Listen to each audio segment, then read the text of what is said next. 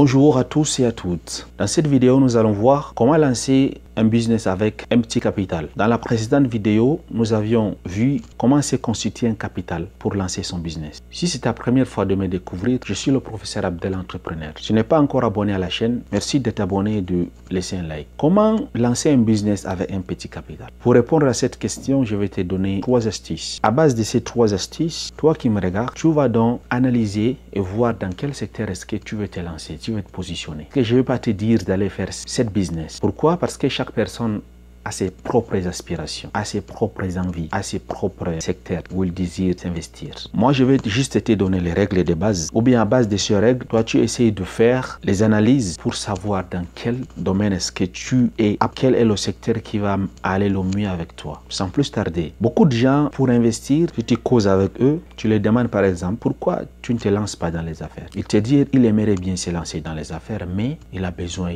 d'un budget. Il a besoin d'un capital. Tu lui demandes, tu as besoin de combien environ? Il te parle des millions. Pour ceux qui sont en Afrique, il te dit il a besoin de, je sais pas, 2 millions, 3 millions. Ou bien il te dit il a besoin de, je sais pas, 5 000 euros, 10 000 euros. De vous à moi, pour une personne qui n'a jamais fait de business, il n'a jamais fait aucune preuve dans sa vie. On n'a jamais vu qu'est-ce qu'il a fait concrètement dans sa vie. Et il vient de vous à moi, il vous demande un prêt de 3 millions pour lancer un business. Allez-vous lui prêter cet argent? Et je suis sûr que non. La même chose avec les institutions bancaires. Ils vous prêteront pas cet argent. Toute personne qui est censée ne va pas vous prêter cet argent. Parce que quoi? Parce qu'il sait que votre projet là, votre projet est voué à l'échec. Mais le secret, la première astuce que j'aimerais partager avec vous, oublie cette mentalité où tu veux d'abord un gros capital avant de te lancer. Voilà pourquoi le titre de cette vidéo est comment lancer un business avec un petit capital. Quand je dis petit capital, je fais allusion peut-être 100 euros, 200 euros, 300 euros, maximum 500 euros. Donc à partir de 50 000 francs, 100 000 francs, 200 000, 400 000, 500 000. Maximum 500 000 francs. Avec ça, c'est possible de trouver le capital en un an. J'avais déjà fait la vidéo comment se constituer un capital. Si tu n'as pas encore vu cette vidéo, c'est le moment d'aller voir cette vidéo. C'est dans la playlist de ma chaîne. Comment se constituer un capital pour lancer son business. Une fois que tu as déjà constitué ton capital, là, tes 50 000 ou tes 100 000 ou tes 200 000, maintenant, dans quel secteur investir? Ce sont ces 3 secteurs que j'aimerais partager avec toi. Je vais essayer de donner peut-être un exemple pour chaque secteur. À toi donc de compléter et voir quelle est donc les catégories qui va aller le mieux avec toi. Donc la première astuce ou bien le premier secteur, c'est d'abord le secteur de la nourriture. Ça a déjà été prouvé depuis la nuit des temps. L'être humain mange tous les jours. Toi qui me regardes, tu as mangé il y a quelques heures. Peut-être même tu es en train de manger en me regardant. Donc la nourriture, l'alimentation, c'est quelque chose d'incontournable. Il est impossible que tu te lances dans le domaine de l'alimentation et que tu échoues. Quand je fais allusion à échouer, c'est tu n'as pas de clients ou bien le business ne marche pas parce qu'il n'y a pas des acheteurs. Impossible. Pourquoi? Parce que l'alimentation, le fait de se nourrir, c'est quelque chose de primordial pour la survie de l'homme. Voilà pourquoi je t'ai choisi ce premier secteur, l'alimentation, donc la nourriture. Je vais te donner quelques exemples. À base de ces exemples, et toi aussi, tu vas essayer de réfléchir pour voir s'il n'y a pas d'autres sous-catégories qui peuvent donc aller dans la même idée. Parlant de l'alimentation, je fais allusion par exemple aux restaurations. Tu peux faire la restauration, ouvrir un resto. Tu vas me dire que non, ouvrir un resto c'est difficile, que c'est ceci, c'est cela. Non. Quand je dis ouvrir un resto, tu peux préparer chez toi à la maison. Tu dois être propre. Tu vas peut-être à côté d'une école, à côté de certains bureaux, à côté des salles de sport. Tu t'installes, tu peux louer un emplacement peut-être pour 5 000, pour 10 000 francs. Tu travailles peut-être de 8 heures ou bien de 7 heures à 8 heures, de 6 heures à 8 heures tous les jours. Tu commences avec ton peu. Le capital que tu en as, que ce soit 50 000, 30 000, 100 000, l'essentiel que tu sois sérieux dans ton travail, tu sois sérieux dans ce que tu fais, tu apportes la solution aux gens. Parce qu'un entrepreneur, c'est la personne là qui apporte la solution aux problèmes des gens. Par exemple, si tu vas t'installer à côté des écoles, la solution que tu vas apporter, c'est cibler les enfants ou bien les gens qui étudient là-bas. Tu vois un peu les rythmes, qu'est-ce qu'ils mangent. Donc c'est ce que tu vas faire. Ne va pas aller apporter quelque chose qui n'est pas à leur niveau, tu vois. Donc tu étudies d'abord ton secteur. Tu essaies de faire le business plan. Tu essaies de faire des projections et tu t'es là. La restauration. Tu peux faire la vente des vivres, des marchandises, des vivres frais, des poissons, des choses comme ça. Tu vas peut-être à la mer très tôt le matin, tu achètes au prix de gros, tu reviens, tu revends au marché. Il y en a plusieurs exemples. Les exemples sont vraiment nombreux. Donc maintenant, à toi de réfléchir, de voir. À toi de faire donc grandir cette liste-là dans la restauration, parlant de l'alimentation. Tu peux ouvrir un dépôt de boissons, par exemple. Tu peux faire de la braise de poisson le soir. Tout ça, ça marche. Ça ne demande pas un gros capital. Même devant le chez vous, devant votre maison, tu peux braiser les poissons et tu vas vraiment gagner ta vie. Tu peux faire le bain haricot. Ça n'atteint même pas 20 000 francs. Pour faire le bain haricot, avec la bouillie, même 25 000 francs, ça ne va pas dépasser. Tu peux utiliser les ustensiles de votre maison. Ce n'est pas obligé d'acheter les ustensiles au début. La famille peut te comprendre. Ça, c'était le premier secteur ou bien la première astuce. Le deuxième secteur ou bien la deuxième astuce, c'est quoi? C'est le secteur de l'habillement. L'être humain a toujours besoin de s'habiller. Et quand je dis habillement, c'est pas seulement les vêtements, les chaussures, les casquettes, les foulards, tout. C'est pas seulement les habits. L'être humain, depuis la nuit de temps, cherche à s'habiller, cherche à s'affirmer. Donc, au début, tu n'as pas besoin d'apporter aux gens des habits de luxe qui sont chers, non. Ce que tu peux faire, c'est essayer de chercher, de localiser les revendeurs là, les grossistes de votre pays. Tu vas dans les marchés, dans les grands marchés.